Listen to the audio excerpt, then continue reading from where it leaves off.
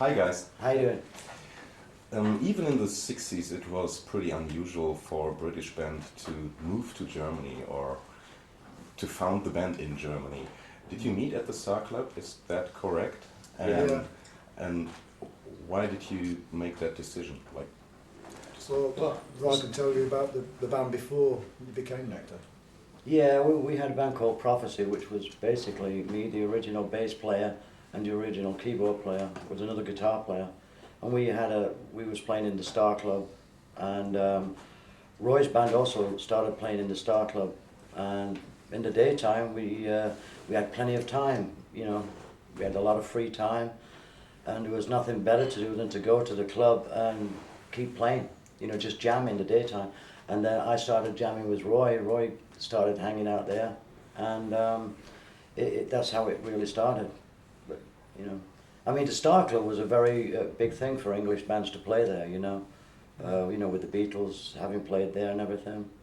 It started with a top 10 club down the Reeperbahn, and then you'd play there and do months and months at a time. And then when you became a bit more well known, you go to the Star Club, and then all the bands played there eventually. And there's a big thing at the back saying thousands of different bands that have played there. It was a great place. But why did you decide to stay in Germany as a band?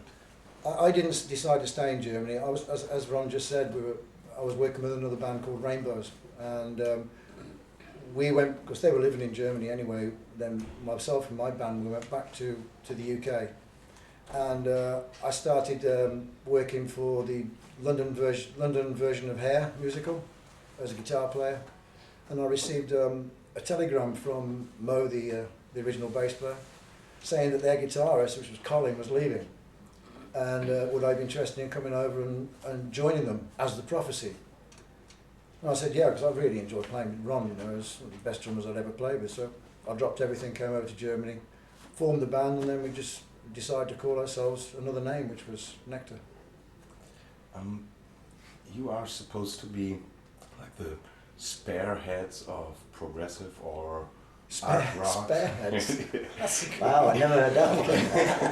Spareheads. Germany is very friendly towards art, Yeah. which you do not find like in England. No. If you played in England, you had to play like top 10 or something people friendly. But in Germany, they were very open to new music, new ideas in music, which is why most of the bands they were accepted in Germany, and yet in England it was like no, it's too far gone for us. It was great. The German public accept new things, which is great. Would you say that you were influenced by the German krautrock bands as well at that time? I would say naturally, yes. I mean, you have to be, because you were working with the bands for how many years were we here? Since 1969 to 1976, we were touring up and down, east, west, north, south of Germany, and we're working with other German bands, and some of us rubbed off on them, and some of their ideas rubbed off on us, and I would say it's influenced, definitely. How come that you were even more successful in the US than you were in the UK and Europe, at least with Remember the Future? I wouldn't say we're more success. It's just that the right album at the right time. Remember the Future was at the right time. If you look at that particular time, 1974, was it, Randy? 74, 75? Was Remember the Future was released in America. It was unusual. And it went up to in the charts in the US. And if you looked at either side of where we were, it was complete and outright pop. And then right in the middle of this was Remember the Future. I mean, it was so bizarre, but it was a new thing for America. It was just the right album at the right time. It was very successful here in Germany as well, but it was just the right album at the right time, I think. And what's your impression of the music biz of today compared to the music biz as it was back in the 60s or in the 70s? Bands are making a lot more money than we did. That's for sure. I think actually music's come full circle. It starts off with a young musician. He has a lot of energy, a lot of anger sometimes, and it's the same when we were, we had, when we started in the very beginning. I don't mean Nektar, but I mean as musicians, you started off with a lot of energy, and it's the same kind of music, but a little different. you know. Same kind of energy though. You know, I think most musicians, I wouldn't say necessarily the musicians, the new musicians of today, the young musicians, but you only have to go back 30, 35 years to when we were starting, and it was very, very hard work. I mean, the only gigs you could get, for instance, in Germany then were places like the Top 10 Club in Hamburg, and you'd have to play 7 nights a week, 5 sets per night for a month. And that's how you learn to play your instrument. I mean, there's no other way of doing it, and you know, it was very hard, and you got very little money for it, but you were out there playing, you know, and that's basically your beginning of being a musician. Is hard work, but I mean, the Beatles did the same thing as well, right back to, they all did it. Today, a little easier, because you've got lots of outlets. You've got internet, you can make your own CDs, and you can hike and you can do what you want now, but then it was really hard. I mean, the record companies were God, and they're not now, but they were then, you know. So to trying to get an interest, it's very hard work. Did your audience change drastically over the years? I wouldn't say no. I would say no, not really. We're still attracting those people that liked our kind of music. They're just a lot older now. And so are we. You know. We seem to. The audiences are still as receptive as they were. They like the music as much as they did back then. Except now, young people don't come and see us only because maybe somebody told them, go and check this band out. But we get now.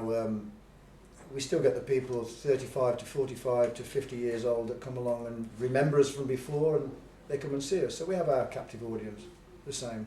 They're just as happy to see it. When you reunited after the long break and you recorded Prodigal Son and Evolution, how was the band chemistry when you met again to play together again? I mean, was it easy, or as you've never been away, or? Oh, for me, I can speak personally. It was like I just got on the bike and started riding again. It was like it was great for me to get back together. I've been wishing for it for a long time, actually. You know, it was a dream come true for me to get back together. You know. I think Mick Brockett, the Nektar lighting guy, he said it. He summed it up really well. He said somebody asked him the same question, and he said it was like somebody pressed the pause button on a cassette player in 1976, and then pressed play again in 2002. That's what it was like.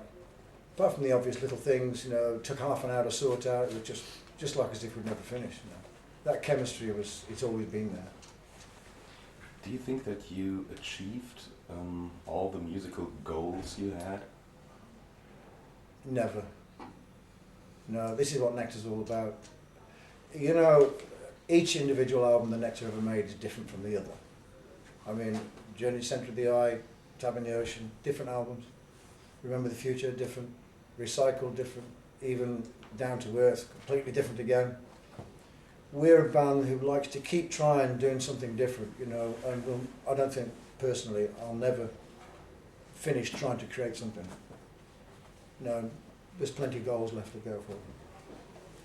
Is there any detail in your career that you might be embarrassed about today? Yeah, the drummer.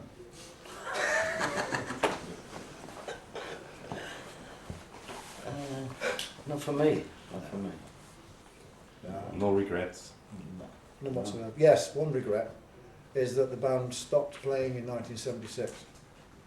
It should never have stopped, but it did. And that's life, and that's the way things happen, you know. But very happy that it came back together in 2002. And where are you heading next? On the stage. Like the show. Oh, or maybe. Well, I'll tell them this one. Shall I? Yeah. All right. We've got a possible US tour planned in the late summer. 10 dates in Midwest to West Coast America, because we did the East to West Coast last year. Then after that, Florian is going to tour us Germany and Europe in the autumn. Then just after that, we've got a tour set up for Latin America, Brazil. So we'll be going down there for 5, 6, 7 days. So it's starting to come slowly. Any plans for a new album already?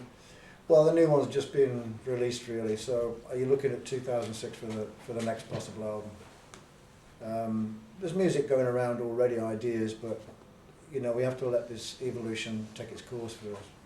Well, who knows, somebody might buy it. Frankly asked, are you happy as the persons you are? Yeah, Yeah, very happy. yeah. We just enjoy working together. All the new guys in the band and Ron ourselves, it's great. Just working together is just so much fun.